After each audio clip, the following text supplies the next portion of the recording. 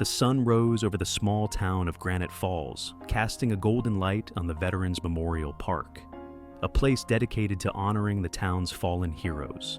Among the quiet rows of engraved stones and fluttering American flags, Corporal James Jim Davis stood tall and resolute. A retired Marine with years of service behind him, Jim was known for his unwavering dedication to honoring those who gave everything for their country. Today, he was paying tribute to Private Lucas Carter, a young soldier from Granite Falls who had recently lost his life in combat. Lucas had grown up in the town, a promising high school athlete who chose service over scholarships. His death had hit the community hard, leaving a void that couldn't be filled. As part of the ceremony, Jim volunteered to hold a salute at the memorial for 3 hours straight, a grueling act of discipline and respect, mirroring the sacrifices made by Lucas and others like him. The task wasn't just symbolic for Jim, it was personal. Lucas had reminded him of the young recruits he'd mentored during his time in the Corps, eager and full of potential. By the second hour, the midday sun was relentless, the heat bearing down on Jim's uniformed frame. Sweat trickled down his face, but he didn't flinch. The townspeople passing through the park offered words of encouragement, some snapping pictures, while others stood silently, moved by the Marine's dedication. Then, the peace was shattered. The distant growl of motorcycle engines echoed through the park, growing louder with each passing second. A group of bikers roared into the parking lot, their leather jackets emblazoned with a wolf's head and jagged lettering. The Iron Wolves. They were notorious in the area for their rowdy behavior and intimidating presence, often associated with bar fights and reckless antics. As the bikers dismounted, the atmosphere shifted. Onlookers whispered nervously, unsure of their intentions. The Iron Wolves weren't the kind of crowd anyone wanted to confront, and their sudden arrival at such a solemn event felt like an intrusion. Jim didn't move. His stance remained firm, his hand steady at his brow. He wasn't one to break protocol, especially not during a tribute. But even as tension filled the air, he couldn't ignore the bikers' leader, Vince "Chains" Morgan, who approached the monument with a smirk. What the crowd didn't know, and what Jim was about to find out, was that the Iron Wolves weren't there to disrupt the ceremony. They had something entirely unexpected planned. The growl of the motorcycles lingered in the air, and the crowd murmured anxiously as the Iron Wolves dismounted. Vince "Chains" Morgan, their leader, strutted forward, his heavy boots crunching against the gravel path leading to the monument. His tall, muscular frame and leather jacket adorned with skull patches made him an intimidating figure. The other bikers fanned out behind him, their expressions unreadable as they surveyed the scene. Jim's gaze remained fixed ahead, his salute unwavering. He could feel the tension rising, the weight of dozens of eyes on him and the bikers. Despite the sweat dripping down his temples and the sun's unrelenting glare, he didn't flinch. Breaking his stance would mean breaking his tribute, a dishonor he couldn't bear. Vince stopped a few feet from Jim, his hands on his hips, his smirk shifting into something more thoughtful. "Well, would you look at this?" he drawled, his deep voice cutting through the hushed crowd. "A Marine standing here, stiff as a board. What's the occasion?" The crowd held its collective breath, waiting for the confrontation they feared. Jim didn't respond. His silence wasn't defiance, it was discipline. He had promised to hold the salute, no matter what distractions came his way. Vince tilted his head, studying the resolute Marine. There was something in Jim's stance that gave him pause, an air of quiet strength that commanded respect, even from someone like him. "All right, boys," Vince said over his shoulder to his gang. "Let's see what this Marine's made of." Several of the bikers chuckled, but their laughter lacked the venom the townsfolk expected. The crowd shifted uneasily as the gang moved closer, forming a loose semicircle around Jim. A woman whispered nervously to her husband, clutching his arm. "They're going to ruin everything." The unexpected gesture. Instead of causing trouble, Vince did something no one anticipated. He reached up to his chest, unzipping his jacket, to reveal a faded Marine Corps tattoo inked over his heart. A murmur rippled through the crowd as Vince turned back to his crew, jerking his head toward the bikes. "Get in line," he ordered, his tone firm. One by one, the bikers retrieved their helmets and lined their motorcycles along the edge of the monument. They formed a protective barrier, their bikes gleaming under the sunlight. Vince then walked up beside Jim, standing tall and straight, and raised his hand in a crisp salute. The murmurs from the crowd grew louder, disbelief etched on their faces.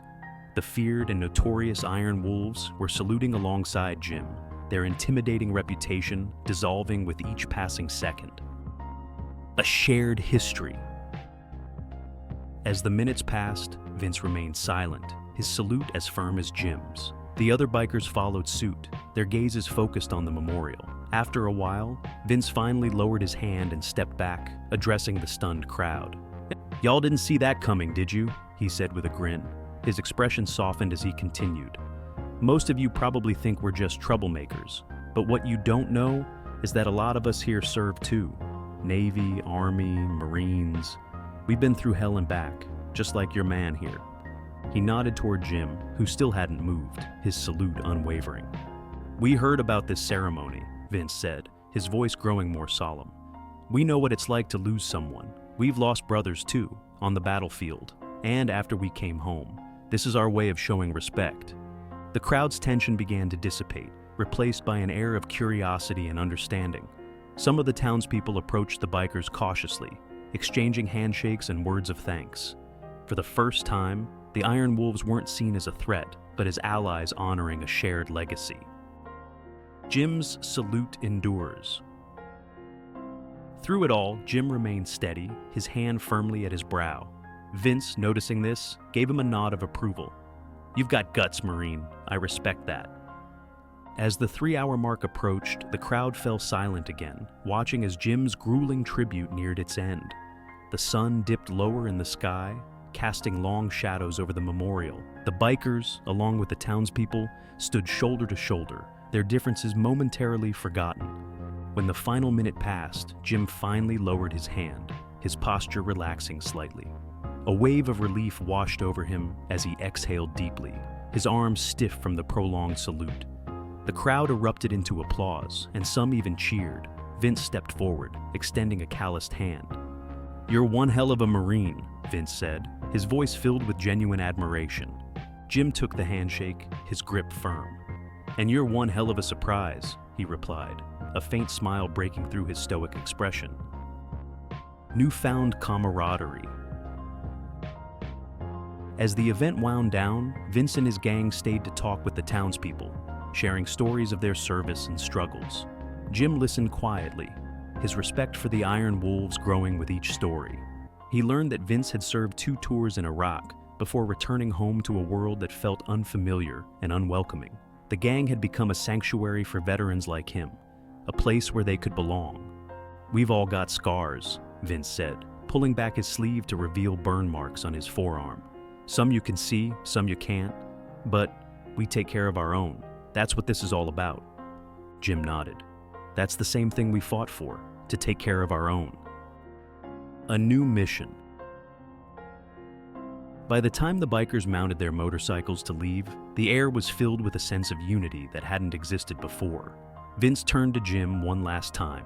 "If you ever need us, you know where to find us." Jim nodded. "Same goes for you." As the Iron Wolves roared out of the park, the crowd watched in silence, their perceptions forever changed.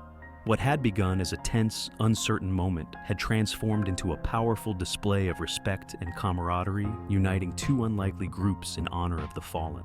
As the rumble of the Iron Wolves' motorcycles faded into the distance, the crowd lingered in the park, the air thick with a newfound sense of unity. The tension that had filled the early moments of the ceremony was gone, replaced by a quiet reverence and understanding. Corporal Jim Davis stood near the monument, his shoulders still stiff from holding the salute, but his heart lighter than it had been in years. One of the townsfolk, an elderly man who had fought in Vietnam, approached Jim with a nod of respect. "That was something else," he said, his voice cracking. "You stood strong, and those boys, they surprised us all."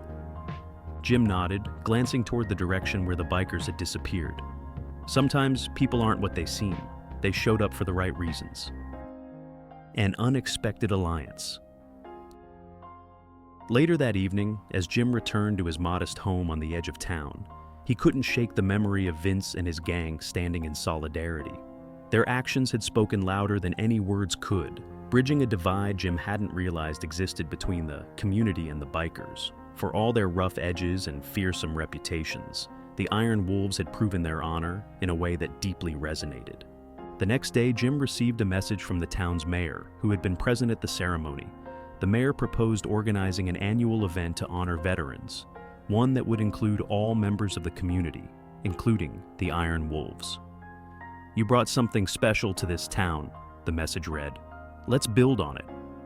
Jim sat back, thinking about the possibilities. He reached for his phone and, after a moment's hesitation, dialed the number Vince had given him before leaving. The call connected after a few rings. "Marine," Vince's familiar gravelly voice answered. "What can I do for you?" "I've got an idea," Jim said, his tone steady but warm. "How do you feel about teaming up to support veterans in need?